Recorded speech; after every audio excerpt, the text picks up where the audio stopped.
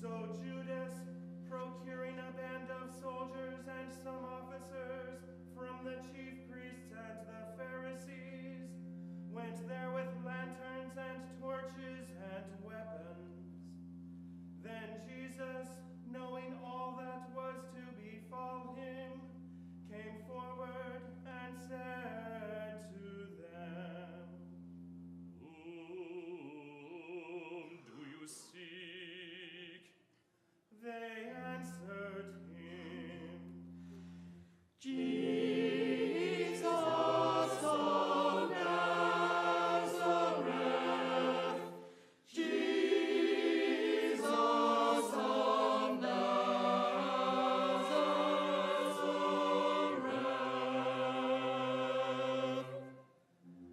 Jesus said to them, "I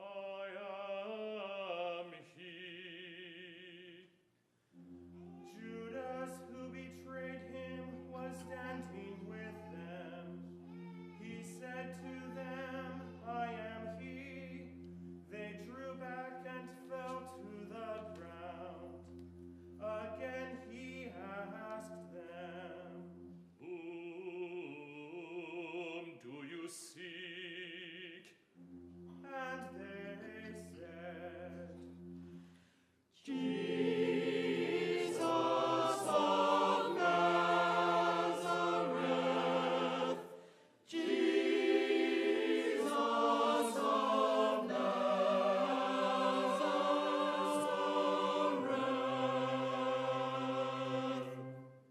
Jesus answered them, "I told you that I am he. So if you seek me, these men go."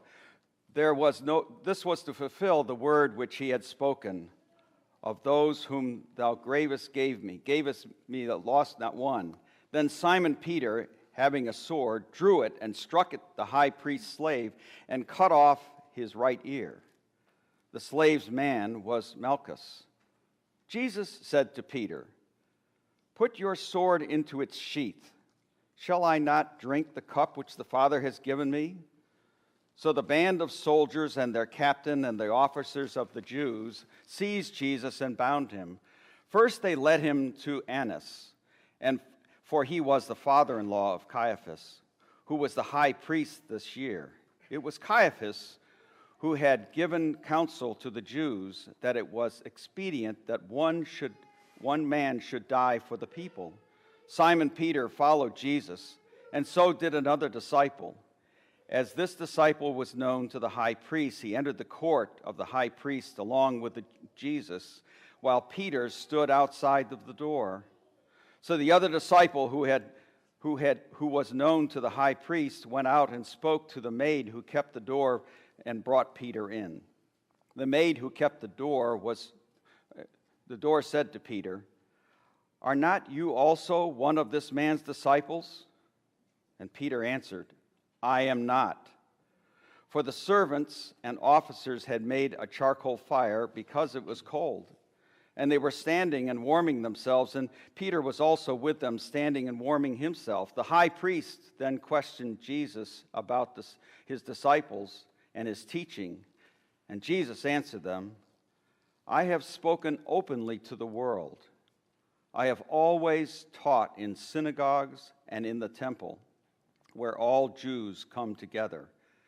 I have said nothing secretly. Why do you ask me? Ask those who have heard me what I have said to them. They know what I have said." When he had said this, one of the officers standing by struck Jesus with his hand, saying, "Is that how you answer a high priest?" And Jesus answered him, "If I have spoken wrongly, bear witness to the wrong. But if I have spoken rightly, why do you strike me?" Annas then sent him bound to Caiaphas the high priest. Now Simon Peter was standing and warming himself, and they said to him,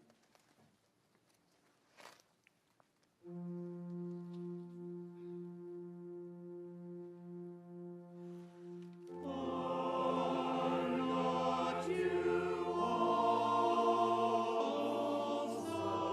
one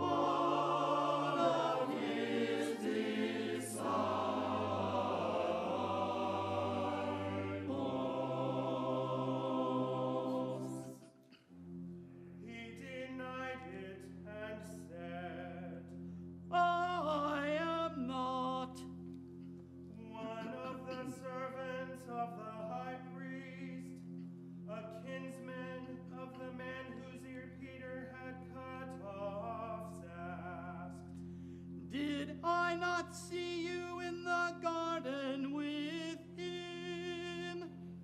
Peter again denied it. At once the cock crowed. Then they led Jesus from the house of Caiaphas to the praetorium. It was early. They themselves did not enter the praetorium, so that they might not be defiled, but might eat the Passover. So Pilate went out to them and said, What accusation do you bring against this man? They answered him, If this man were not an evildoer,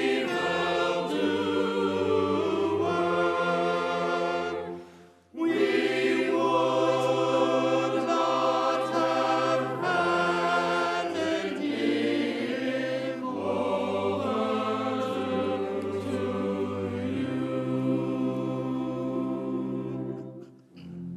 Pilate said to them, Take him yourselves and judge him by your own law. The Jews said to him, It is not lawful. It is not lawful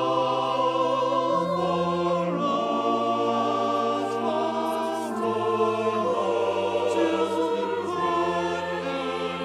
any man to death. This was to fulfill the word which Jesus had spoken to show by what death he was to die.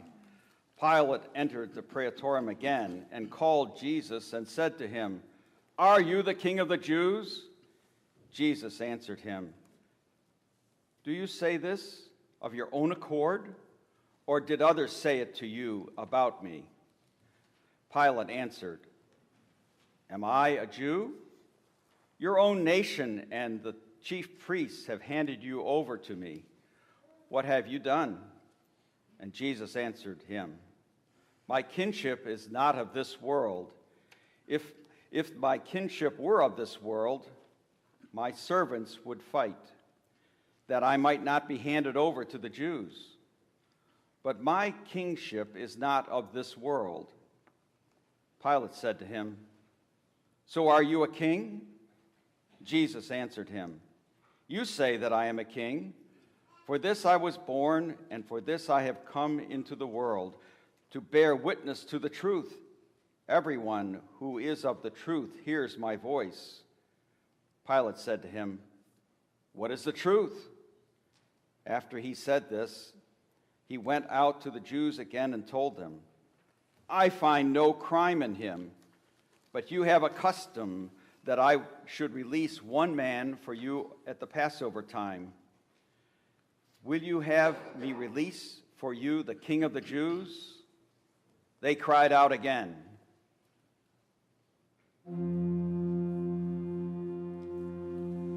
Not this man, not this man, please not this man, but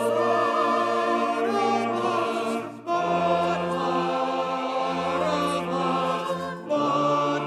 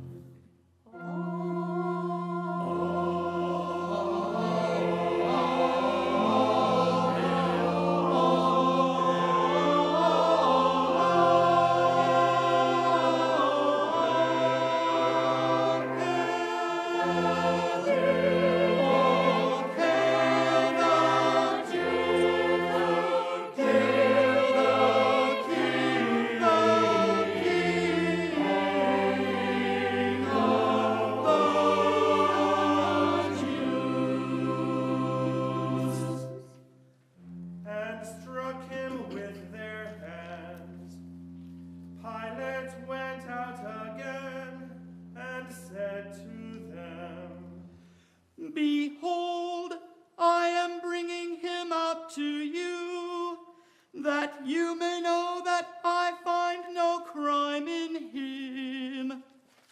So Jesus came out wearing the crown of thorns and the purple robe.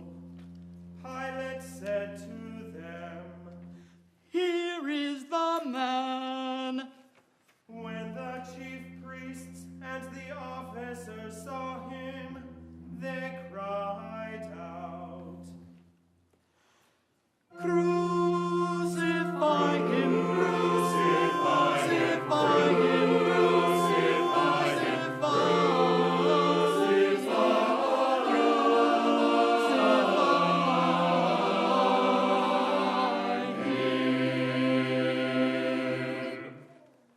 Pilate said to them, Take him yourselves and crucify him, for I find no crime in him. The Jews answered him, We have a law, and by that law he ought to die, because he made himself the Son of God's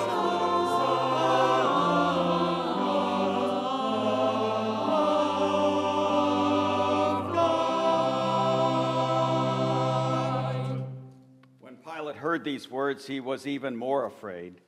He entered the praetorium again and said to Jesus, Where are you from? But Jesus gave no answer. Pilate therefore said to him, You will not speak to me? Do you not know I have power to release you and power to crucify you? Jesus answered him, You would have no power over me unless it had been given to you from above. Therefore, he who delivered me to you has the greater sin. Upon this, Pilate sought to release him, but the Jews cried out, If you release this man, you are not Caesar's friend, not Caesar's friend, not Caesar's friend. Everyone who makes himself the king speaks against Jesus.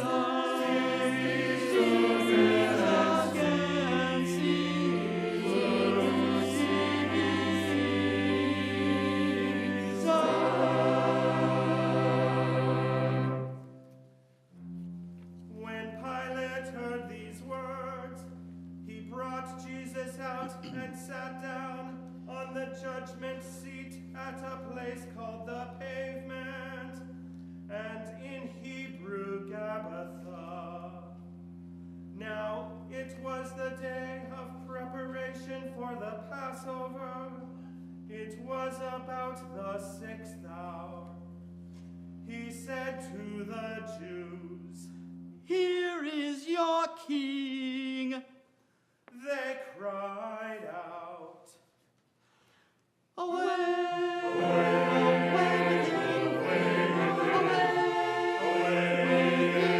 away with him, crucify him, crucify him, crucify him, crucify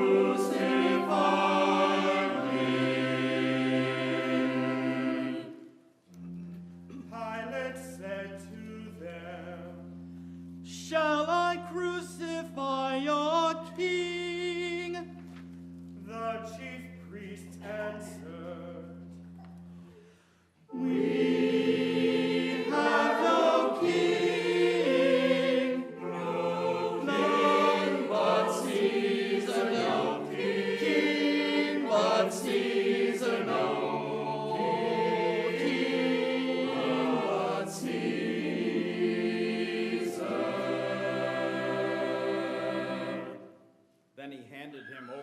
them to be crucified.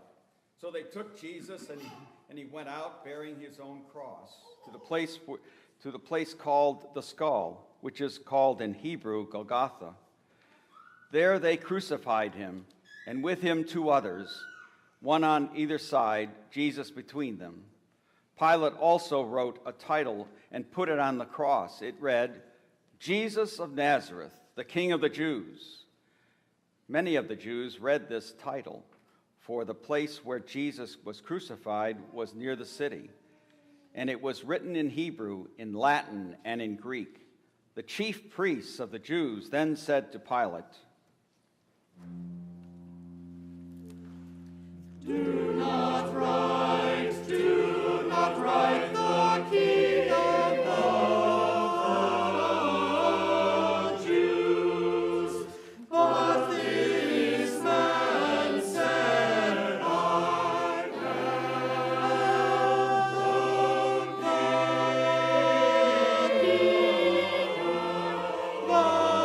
King of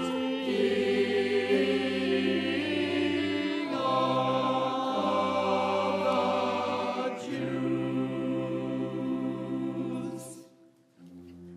Pilate answered, What I have written, I have written. when the soldiers had crucified Jesus, they took his garments and made 4 parts, one for each soldier, also his tunic. But the tunic was without seam, woven from top to bottom. So they said to one another, Let us not tear it, but let us cast lots, but let us cast lots, but let us cast lots for it to see whose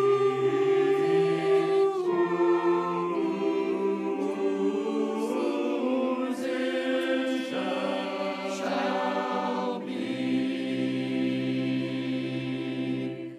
This was to fulfill the scripture.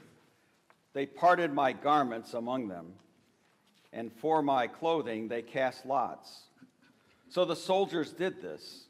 Standing by the cross where with Jesus was his mother and his mother's sister, Mary, the wife of Clopas, and Mary Magdalene. When Jesus saw his mother and the disciple whom he loved standing near, he said to his mother, "Woman, behold your son." Then he said to the disciple, "Behold your mother." And from that hour the disciple took her to his own home. After this, Jesus, knowing that it was all finished, said, to fulfill the scripture, "I thirst." A bowl full of vinegar stood there. So they put a sponge full of the vinegar on hyssop and held it to his mouth. When Jesus had received the vinegar, he said, "It is finished." And he bowed his head and gave up his spirit.